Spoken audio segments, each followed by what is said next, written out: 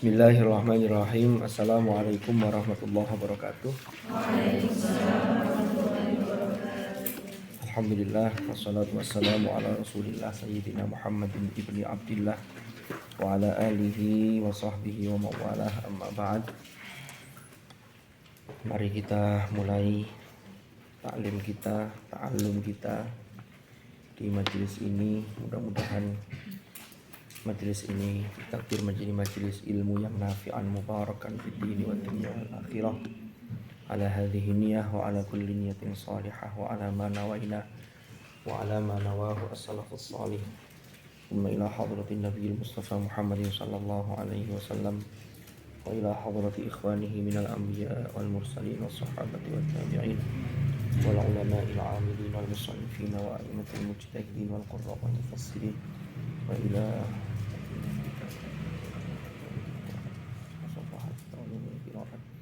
wa jami'i masyayikhihim wa usulihim wa furu'ihim wa nafa'ana bihim wa bi ulumihim fid dharain amin. Al-Fatihah. A'udzu billahi minasyaitonir rajim.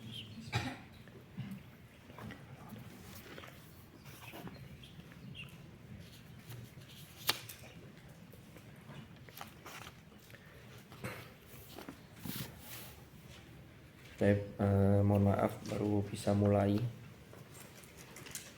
Insya Allah nanti kalau nggak ada halangan. Tadi itu kan saya sebenarnya niatnya jam 4 sudah bisa mulai. Ternyata tadi ada undangannya, akikohnya putranya Ustadz Awal. Jadi balik ke sini udah jam 4 lebih tadi. Tapi saya tadi sudah izin ke Ustadzah Nabila untuk telat. Mudah-mudahan pesertanya tidak meninggalkan tempat. Kan kalau di sini kan sampai tidak bisa meninggalkan tempat. Tapi kalau di Hatiki mungkin sudah bubar. Ada pertanyaan? Kita lanjut ke Fathul Manan ya. Ini saja nih, kemarin tuh targetnya maunya dikhatamkan sebelum liburan, sebelum lebaran ya. Karena setelah lebaran kita nggak ngaji lagi ya.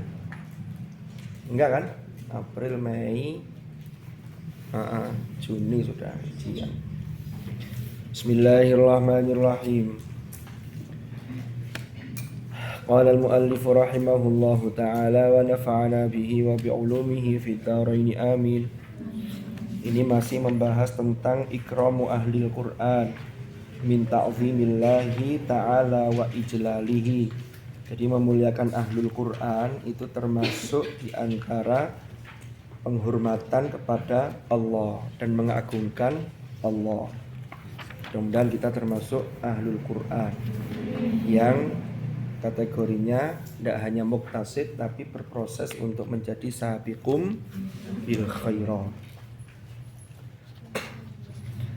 Wa an Abi Musa al-Ash'ari radhiyallahu anhu, dan diriwayatkan dari Abi Musa al-Ash'ari radhiyallahu taala anhu qala, Abu Musa al-Ash'ari qala, beliau berkata, qala dawuh, qala bersabda sapa Rasulullah sallallahu alaihi wasallam, rupani dawuh, inna min ijlalillahi ta'ala, inna min ijlalillahi ta'ala, sak temene iku di antara pengagungan terhadap Allah atau mengagungkan Allah Ta'ala, opo ikrama dzisyaibati, yaitu memuliakan orang yang syaibah. Syaibah itu orang yang sudah sepuh.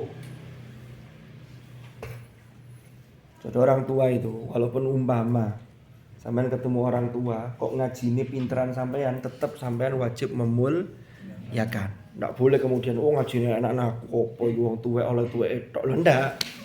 Jangan, tetap harus dimuliakan. Apalagi sepuhnya itu karena ada hubungan kerabat. Jangan sampai kita ini jadi anak yang tidak punya etika, tidak punya akhlak. Umpama ada keluarga yang sepuh tapi gak iso ngaji, sama tidak mau cium tangan, udah itu anak aku ngaji ini. Jangan. Karena Rasulullah pesan itu termasuk min ijlalillah, itu ikram dzisyaibah itu termasuk. Jadi memuliakan orang yang lebih tua. Ya lebih tua dari sampean, yang sepuh ya apalagi kan gitu.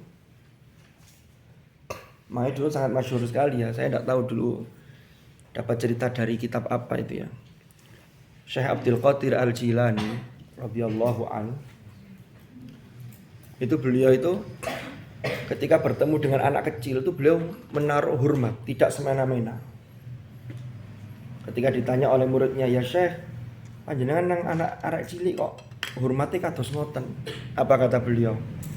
"Anak kecil ini menjalani kehidupan lebih lama saya, sehingga saya ini sudah melakukan lebih banyak dosa karena hidupnya sudah lebih lama daripada anak kecil ini. Arek cilik iki durung patek duwe dosa, maka saya menghormati dia, menyayangi dia." Wes, habis itu lewat ganti ketemu orang yang sepuh. Hormat lagi Syekh Abdul Qadir, bukan hormat yang begini enggak ya. Hormat dalam rangka dalam konteks ikram, ta'zim. Jadi bukan ketemu, sama enggak ketemu, saya perintahnya harus hormat. Akhirnya konco-konco ini melok hormat pisan tadi gini. Kan sudah beda. Ya Allah.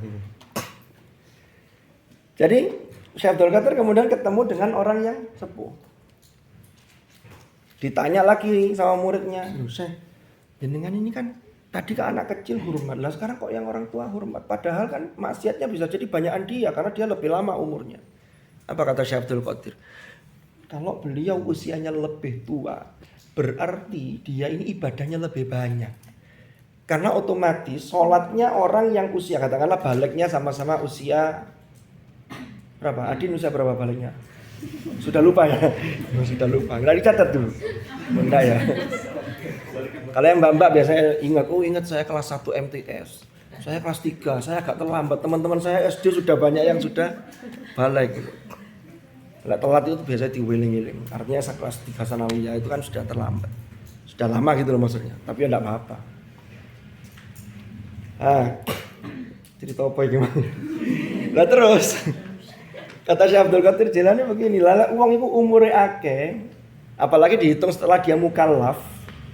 Kan mukallaf itu dihitung setelah dia berakal, ya sudah balik kan mukallaf sudah kena beban taklif. Dia berarti sudah apa istilahnya? Berkuasa penuh terhadap dirinya, tanggung jawabnya. Lah itu kan dinilai ibadahnya. Lah cilik-cilik latihan, pembiasaan. Berarti kan umurnya tambah akeh, berarti kan ibadahnya tambah lama, tambah akeh gitu. Iku lek sing ibadah. Cuma Syekh Abdul Qadir husnudzonnya luar biasa. Ya makanya apa namanya? Rasulullah itu kan dawuh begini. Tuba liman tola umruhu wa hasuna amaluhu. Beruntung orang yang diberi umur panjang dan amalnya baik termasuk ibadahnya. Ini ono uang umur dawa tapi tidak diisi dengan hal yang positif itu sajane eman. Ya. Saya itu terus angen-angen iya. Kemarin tuh sempat ngaji surah An-Nazi'at itu. Fa innama hiya zajratu wahidah. Urip jane bener-bener zajratu wahidah. Moro-moro. Moro-moro itu apa? Tiba-tiba. Kalau itu kan konteksnya kan menceritakan orang-orang kafir yang ketika itu kafir Quraisy Mekah yang tidak percaya terhadap hari kebangkitan. Padahal ketika nanti kehancuran alam semesta dibangkitkan sangat mudah sekali. Tapi ayat itu difahami oleh mufassirin yang lain bahwa kehidupan dunia itu adalah zajratu wahidah, moro-moro. Ini yang baru masuk jadi santri tahfidz baru di VTA, VTQ semester 3. Sama agak kerosong, moro-moro semester 7. Padahal ngitungnya kalau sekarang masih lama, saya skripsi masih lama. Tapi kalau sudah skripsi ya tanya Ustazah Nabila itu. Moro-moro. Sudah jadi murabbiah. Kan begitu. Kalau saya enggak bisa moro-moro jadi murabbiah. Enggak bisa. Jadi zajro tuh cepat sekali itu. Hanya satu tiupan. Dan itu enggak pernah tahu kita. Jadi hidup itu cepat. Makanya sering saya sampaikan itu di teman-teman juga itu. Wis talah. Ada yang punya mbah? Ya mesti punya mbah ya. Dan masih ada atau enggak wallahu alam.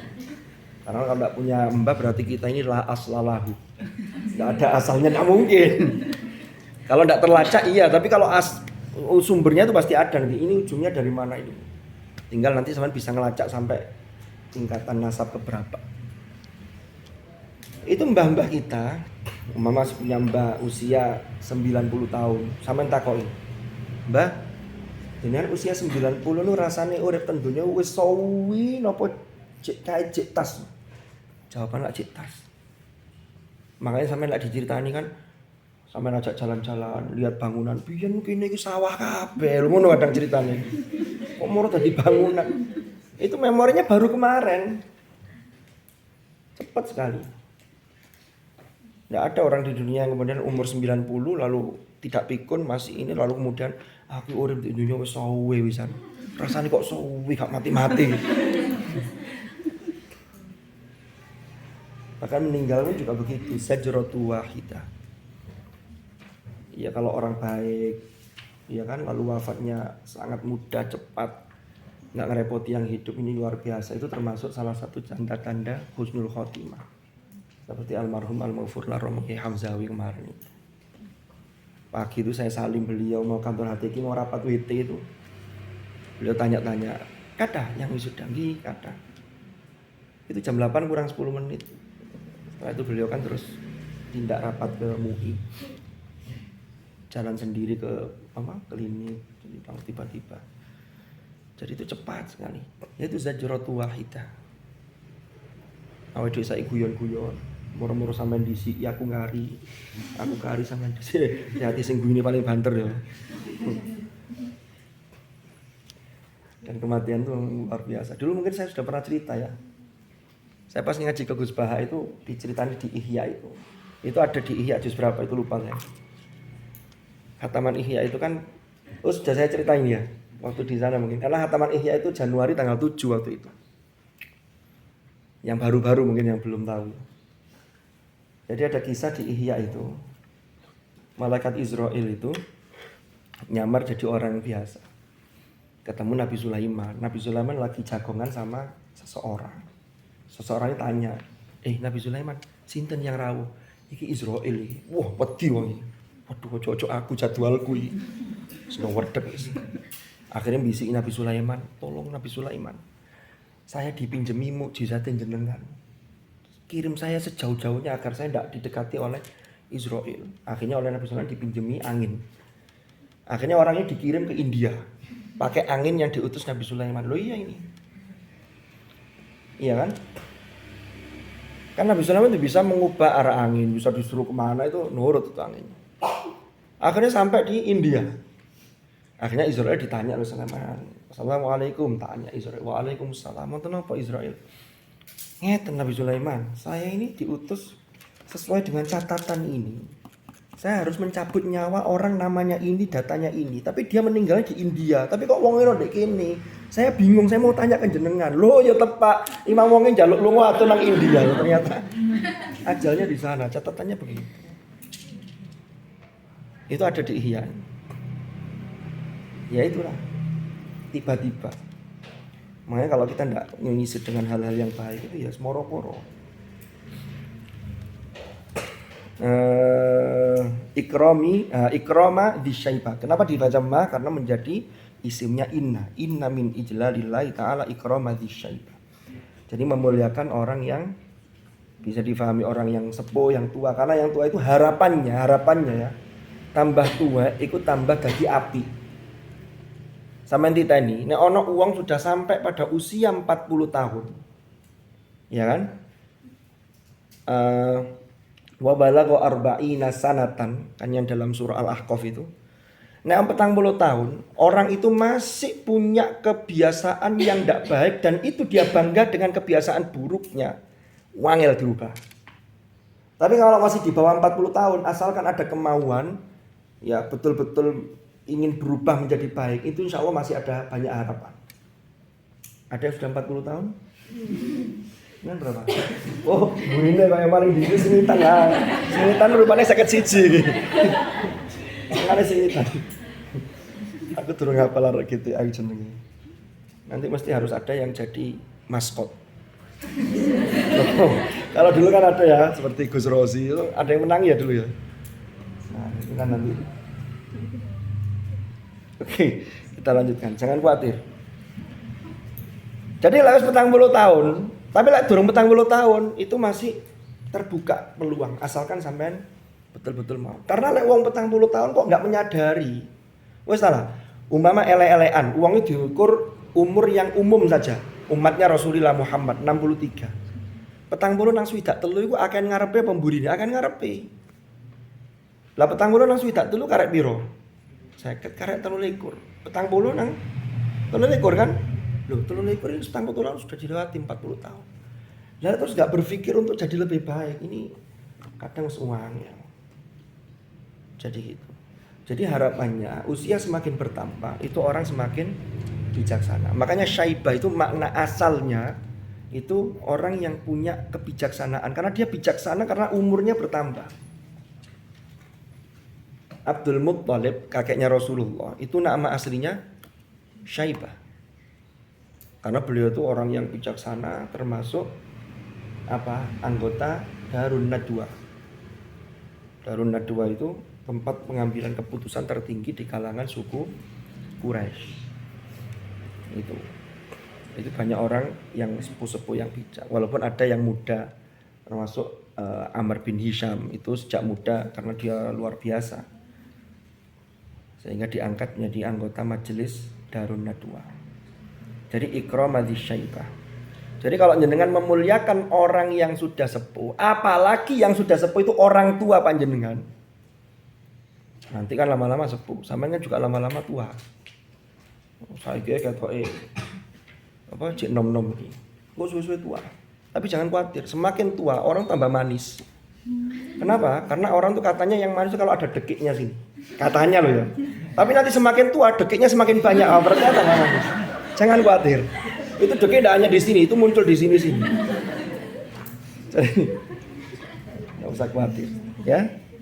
Tahu dekik ya? Dekik itu apa bahasa Indonesianya? Hah? Lesung. Iya gampang luwe. Jadi lesung pipi, lesung perut. Perutnya lesung. Oke, kita lanjutkan. Jadi memuliakan orang tua. Orang tua itu ada, kalau orang dipisah spasi tua berarti orang yang memang tua. Tapi kalau orang tua digabung tidak pakai spasi itu orang tua. Orang tua kita. Wa ikrama hamilil Qur'an. Wa hamilil Qur'an yang kedua adalah memuliakan seseorang yang hamil Al-Qur'an.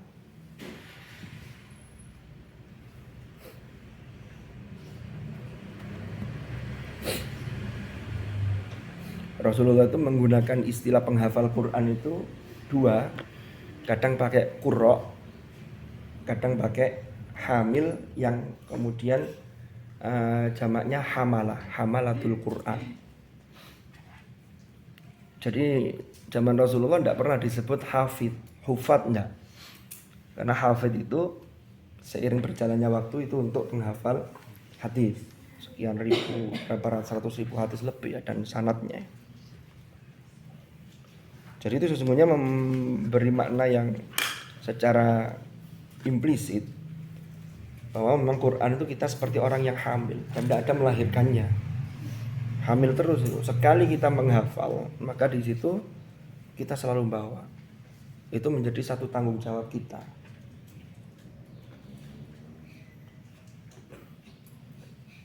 Saya pernah, ini mungkin pernah saya sampaikan ya. Surat Toha itu, Toha ma anzalna alaikal Qur'ana litashqa illa tadhkiratan liman yakhsha. Tidak kami turunkan Al-Qur'an itu kepadamu, ma anzalna alaikal Qur'an litashqa, untuk agar kamu bersedih. Sengsara enggak. Tapi illa tadhkiratan liman yakhsha. Tapi Al-Qur'an itu sebagai peringatan bagi orang yang memiliki rasa khasyah. Itu kalau kita kontekstualisasikan, saya dan panjenengan yang punya tanggungan menghafal, sama kayak begini. Uang nek Qur'annya tidak dinuzulkan, jarang diteres, itu sumpek. Berarti litasqo. Padahal Quran, ketika orang sudah diberi Quran, itu tidak tujuannya litasqo, tapi sebagai tazkiro. Tapi kalau kita sering deres, kita jadikan Al-Quran sebagai tazkiro, gak gampang sumpek. Minimal sumpek apalani. Soal itu sudah pernah hatam, tapi kok nambah anyar maneh, sumpek. Tapi jangan dipikir, dilakukan. Jangan kemudian dipikir lalu diem tok. Loh, gak mari-mari. Tapi harus ada proses dan itu berkelanjutan. Pakai bagaimana sistemnya, bagaimana manajemennya, itu harus diatur. Karena kalau enggak ya lewat.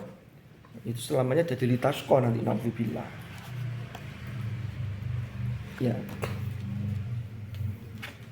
Saya termasuk orang yang lebih condong kepada pendapat yang ini loh ya, saya loh ya. Kalian terserah. Selama penghafal Al-Quran itu masih ada usaha yang serius untuk menjaga, walaupun belum kepegang semuanya, maka dia belum termasuk kategori orang yang acuh, orang yang meninggalkan, orang yang mahjuro. Ya kan?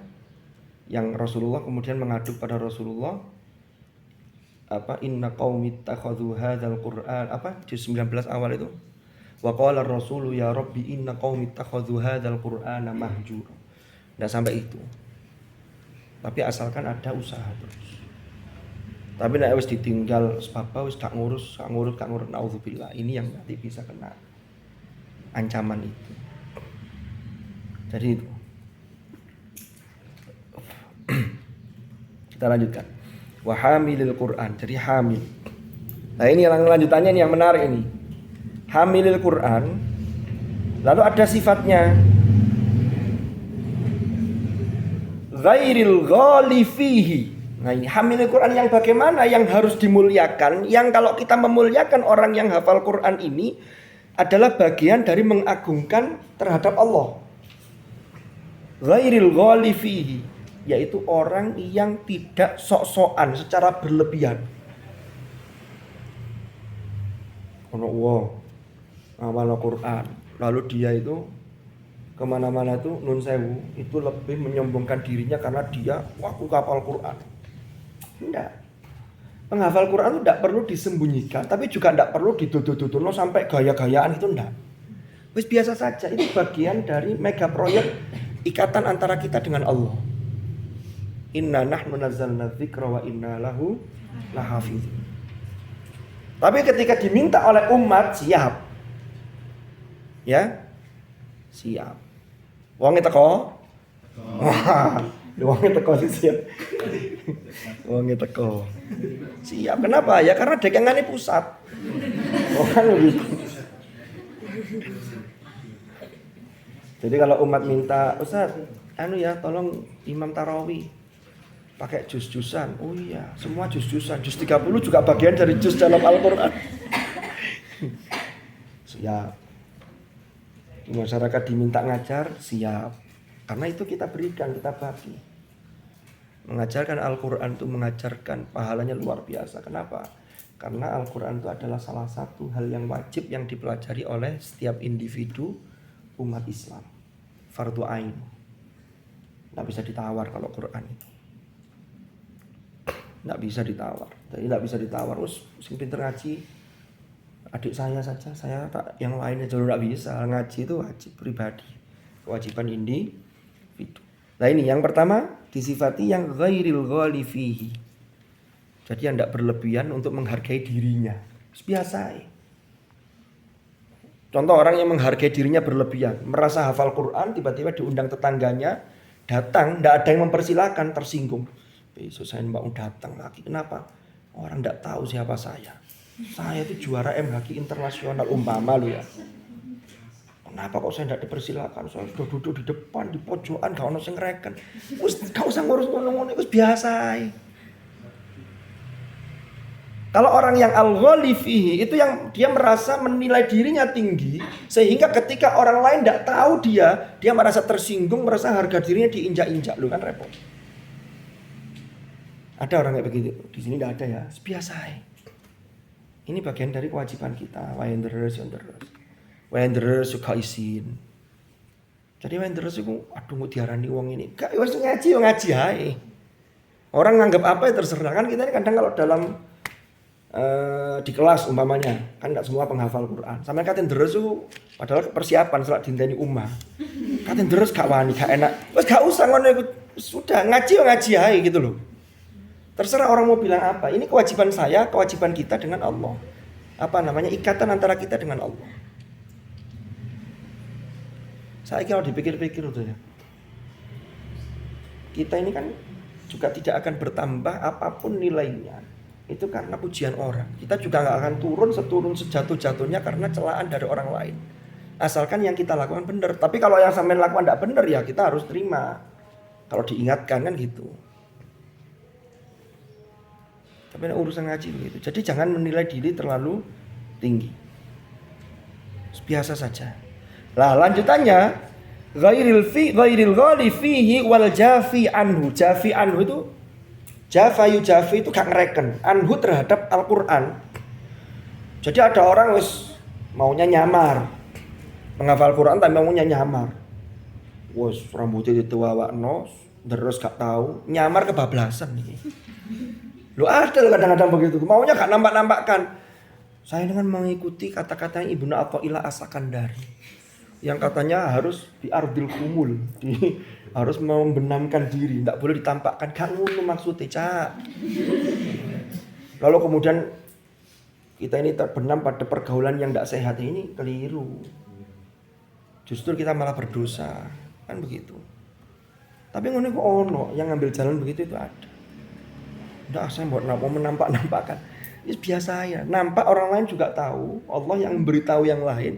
Tapi juga jangan terlalu meninggikan diri Anda gitu loh. Itulah yang harus dihormati.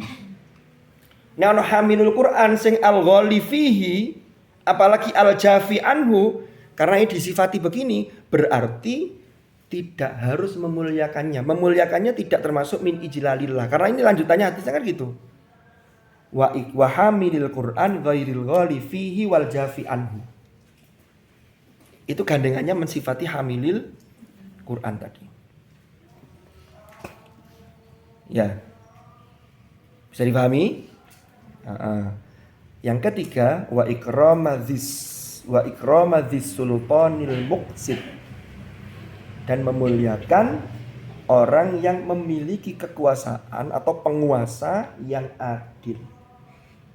Jadi kalau ada penguasa yang adil, kita wajib memuliakannya karena itu bagian dari min ijlalillahi ta'ala.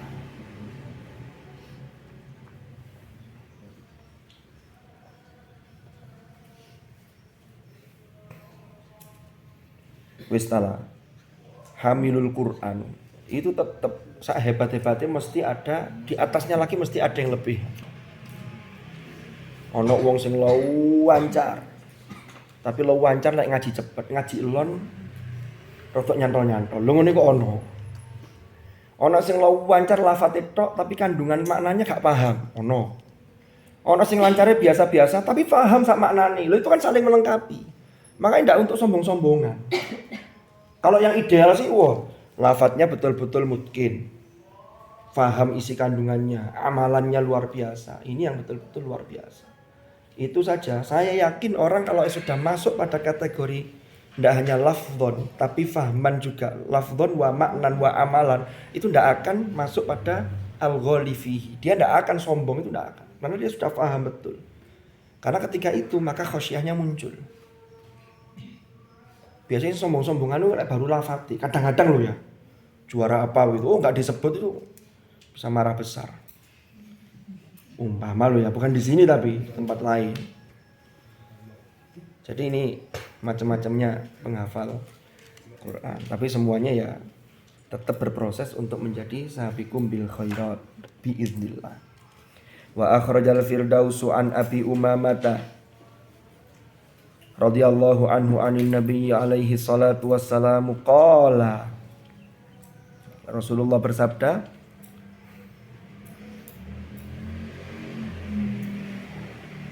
hamilul Quran utawi hamilul Quran iku hamilu rayatil Islam, yaitu pembawa panji-panji Islam, pembawa bendera Islam.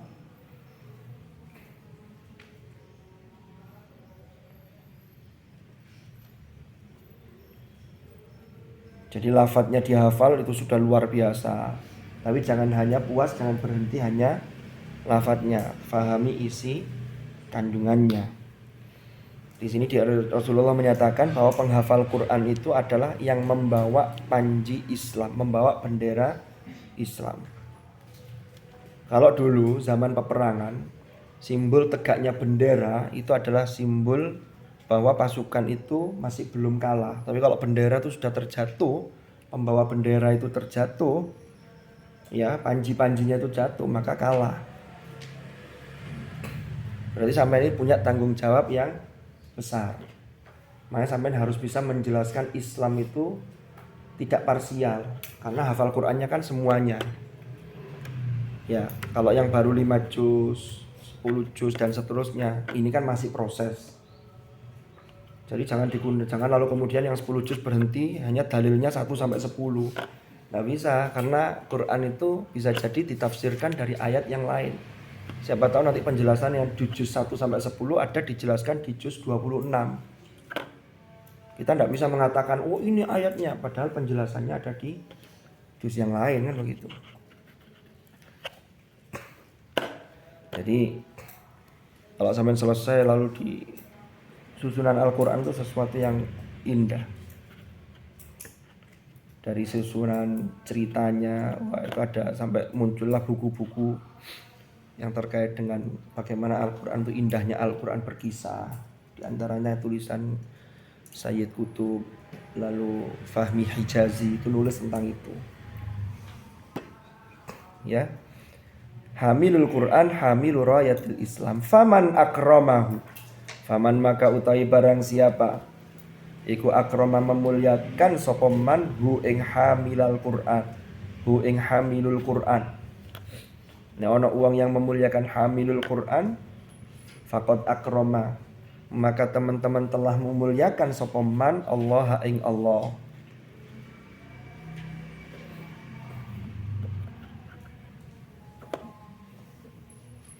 Waman ahanahu, waman utawi barang siapa iku ahana merendahkan, menghinakan sapa man hu ing hamilul Quran, fa alaihi maka iku ing atase man, maka iku wajib ing atase man, maka iku ing atase man laknatullahi utawi laknatnya Allah.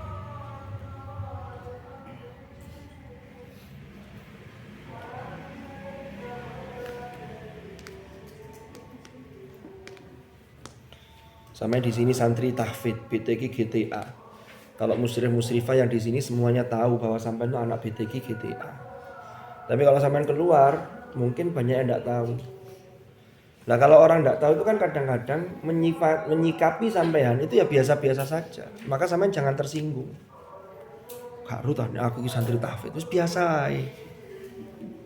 Karena orang itu kan menghormati itu karena tahu. Makanya kalau ada ungkapan begini, Rek, pernah dengar ya sampean ya? Dahulukan akhlak daripada ilmu. Kalau saya memahami begini, dahulukan ilmu dulu, nanti dari ilmu itu akan memunculkan akhlak. Kalau Anda sudah punya ilmunya, sudah tahu tentang banyak hal, maka ini rasa khosyah akan turun, maka buahnya itu akhlak. Lah kalau sudah orang berilmu, maka ketika menghadapi orang, itu jangan menggunakan pendekatan langsung ilmunya, tapi akhlaknya. Itu pendekatan berikutnya. Jadi kalau ada kesimpulan dahulukan akhlak daripada ilmu, itu runtutannya sebelumnya panjang, tidak ujuk-ujuk. Karena kalau kita gagal paham bahaya. Dahulukan akhlak daripada ilmu, akhirnya sampai tidak mau belajar. Yang penting akhlak saya baik. Loh akhlak itu kondi. Kan akhlak itu dari ilmu. Contoh tadi itu. Orang akan menghormati sampean bahwa sampean penghafal Quran. Kalau orang itu kenal sampean ngerti, ini Gus GTA ini. Ini Gusnya hati kini, umpama begitu. Monggo Gus. Lo kan gitu karena tahu. Tapi kalau enggak tahu kalau jenengan Gusnya hati kiningnya BTQ, langsung aja kan sing ngeru. Bisa dipahami ya? Jadi ilmu. Makanya yang sering disampaikan Gus Baha itu kan jalur walinya lewat ilmu. Sama dengan almarhum almarfurlah Romo Yai Hamid. Loh Gus Baha itu jangan kira bukan wali. Tak ceritani nih. Kemarin saya ngaji Gus Bah terakhir itu tanggal 2 Agustus. Hari itu pas tanggal 15 Muharram. Saya tuh berangkat tuh guyonan sama Ustaz Roziki, ketua rombongan itu. Jadi ngajinya ke sana tuh kalau ditimbali berangkat. Nah, mesti tergantung beliau. Tebireng berangkat. Saya berangkat. Kemarin 13 orang yang berangkat. Saya berangkat terus udah ngomong begini. Saya yang sebelumnya yang Sya'ban itu pas enggak bisa. Karena itu persiapannya mau ke Korea itu. Saya enggak ngaji itu. Jadi tahun ini 3 kali ya. Tahun yang lalu ada. Januari, lalu di Maret sebelum Ramadan itu. Sya'ban akhir, sama kemarin Agustus itu 15 Muharram. Saya ngomong begini ke ketua rombongan. Saya kalau enggak berangkat tuh eman begitu. Wis diniati tabarukan ya. Wis pokoknya ngalah barokah. Itu saya ngomong begitu. Pas sudah ngaji, kemarin ngaji kitabnya Sayyid Muhammad Mafahim, ngaji Anfusoha, sama ngaji Abwaabul Faraj, sama satu lagi kitabnya Mbah Mun. Itu cerita beliau tuh tengah-tengah cerita begini. Ngaji ku ya golek ilmu, ngene iki ya ilmu. Saya di sini, ini terus Gus Bah di sini. Oh, jek niate oleh barokah tok ae ngono. Aduh ini, ada dijauh sama Rozeki gini. Waduh, iya. Ngaji oleh ilmu. Jek niate barokah tok ae. Itu hak itu. Jadi kemarin yang ngaji kemarin tanggal 2 Agustus, ya Allah. Wis iki cerita.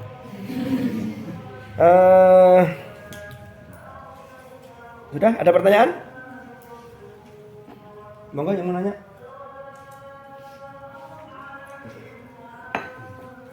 Wonder. Yes, sedikit lagi. Masih jam 17.11. Bismillahirrahmanirrahim. Hamilul Quran. Hamilul Quran utawi hamilul Quran iku fi dzillillah. Yang dalam naungan, payon, naungan apa ya? Dzil itu mana asalnya tuh seperti sama ndek payon itu ketutupan, jadi gak kepanasan gitu loh. Karena ada berapa golongan yang disebutkan dalam hadis itu yang 7 ya, yang mendapatkan naungan yauma la dhilla illa dhillu itu ya.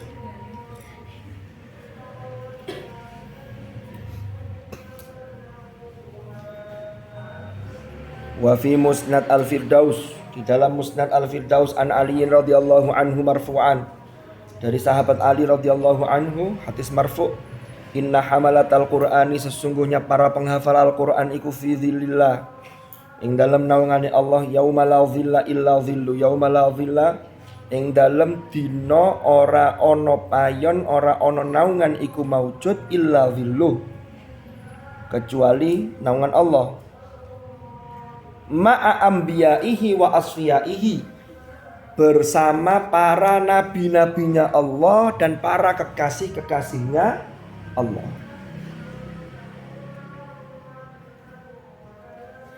Rasulullah Muhammad itu punya gelar, punya julukan Habibullah, Sofiyullah. Kalau Nabi Ibrahim Khalilullah. Apa bedanya, Rek? Kalau Khalil itu kekasih, tapi dia setelah melalui proses ujian.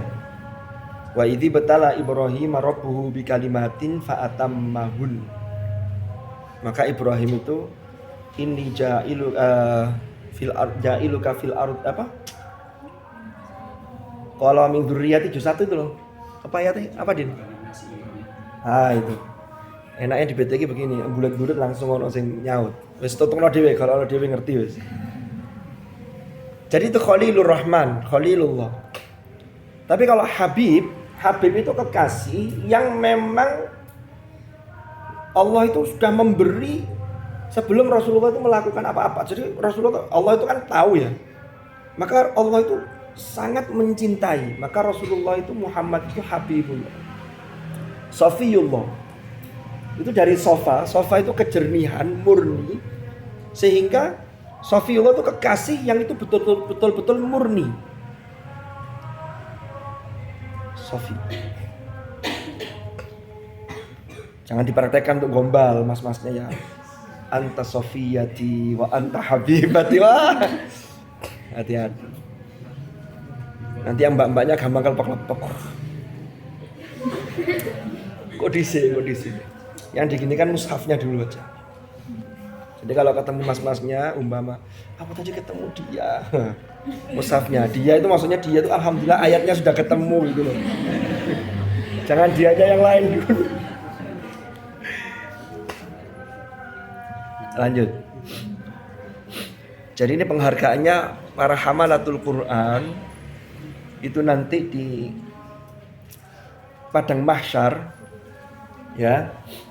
Padang mahsyar itu kan digambarkan situasinya kan luar biasa, karu-karuan tuh panas. Orang tenggelam dengan keringatnya. Dan itu dikumpulkan semua manusia sejak zaman Nabi Adam sampai nanti akhir zaman. Nah itu nanti yang umatnya Rasulullah itu prosesnya dipercepat. Apalagi yang amal-amalnya baik itu juga bagian dari syafaat. Itulah yang oleh para ulama disebut asy-syafaatul uzma. Itu ketika di padang mahsyar. Lah hamilul Quran itu di samping mendapatkan fasilitas ini tadi, dia dapat naungan. Kalau sampean umpama termasuk dari di antara 7 golongan yang mendapatkan naungan, berarti kan peluangnya lebih besar gitu loh.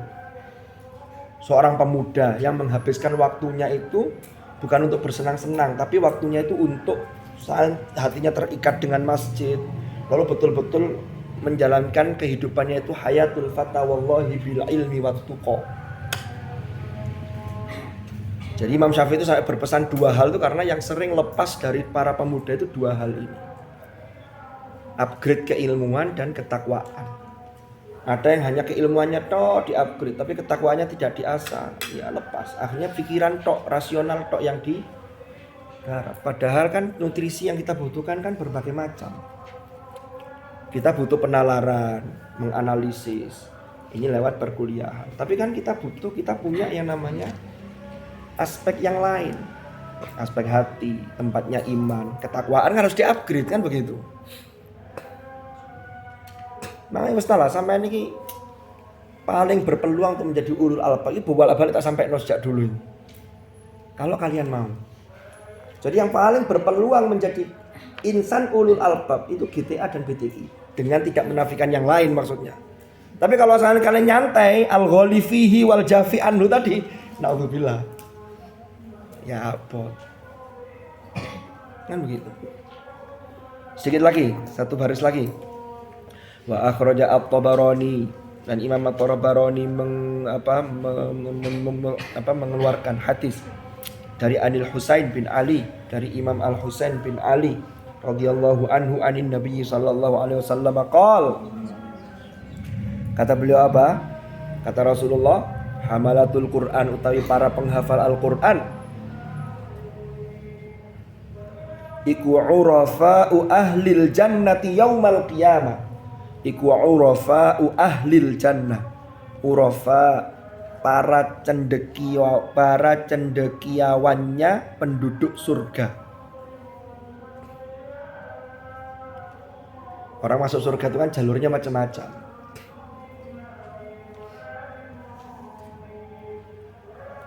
Ada yang jalur puasa, sogep posoni.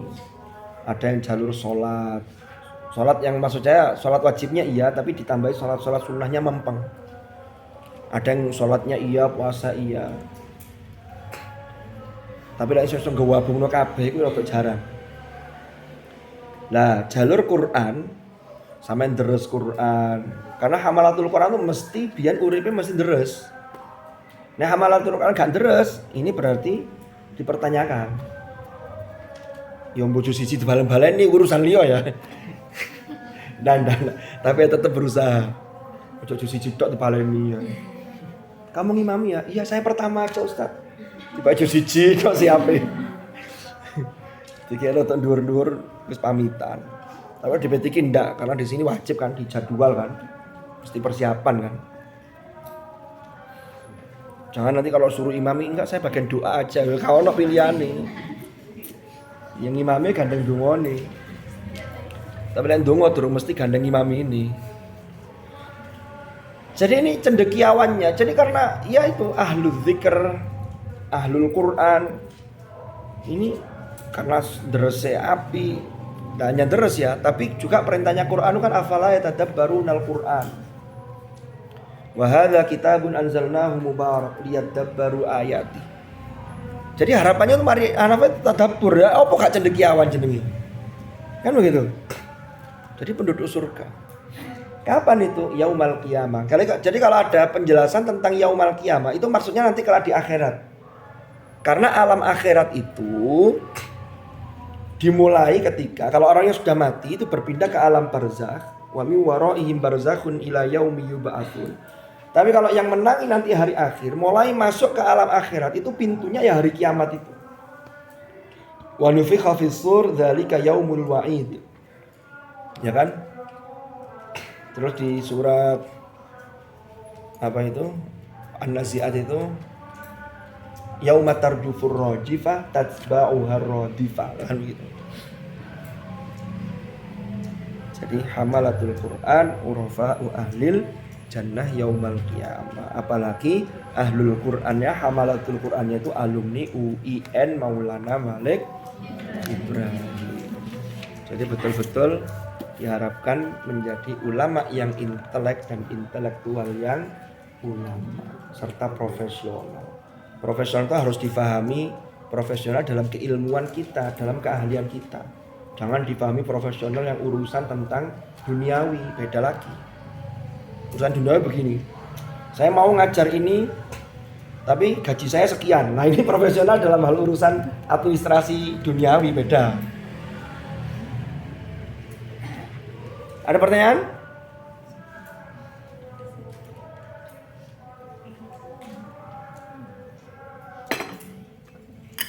Wis dhisik gak apa-apa ya.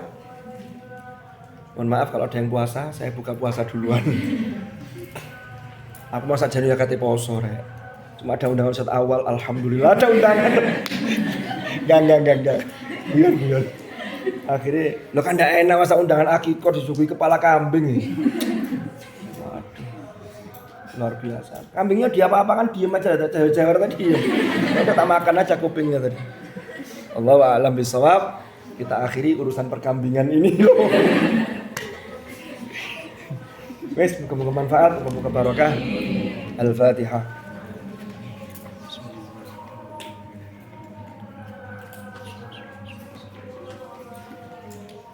Bismillahirrahmanirrahim. Alhamdulillahirabbil alamin. Allahumma shalli wa sallim ala sayyidina Muhammad. Allahumma ya Allah, Allahumma ma'al Qur'an. Ij'alna wa auladana wa dhurriyyatina wa ahlana wa ashabana wa tullabana wa talibatina khasatan tullabana Allah min ahlil Qur'an alladhina hum ahluka wa khasatuk waj'alna wa iyyahum min ahlil ilmi wa ahlil khair wa min alladhina istafaita min ibadika alladhina warithu kitabaka wa sabaqu bil khairati bi'idhnik birahmatika ya arhamar rahimin. Allahumma ja'al ijtima'ana hadha ijtima'an marhuma wa tafarruqana min ba'dihi tafarruqan ma'suma wa la taj'al ma'ana wa fina shaqiyyan wa la mahruma birahmatika ya arhamar rahimin. Wa sallallahu ala sayyidina Muhammadin walhamdulillahi rabbil alamin. Al-Fatihah.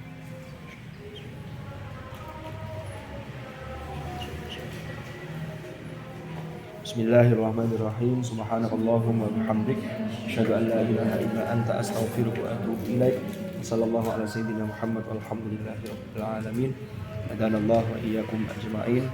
Al-afa minkum. Assalamualaikum warahmatullahi wabarakatuh.